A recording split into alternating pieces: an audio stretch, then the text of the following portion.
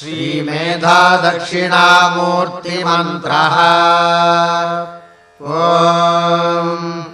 अस्य श्रीमेधा दक्षिणामूर्तिमहामन्त्रस्य शुकब्रह्म ऋषिः गायत्री छन्दः मेधा दक्षिणामूर्तिर्देवता मेधा बीजम् प्रज्ञाशक्तिः स्वाहा कीलकम् मेधा दक्षिणामूर्तिप्रसादसिद्ध्यर्थे जपे विनियोगः।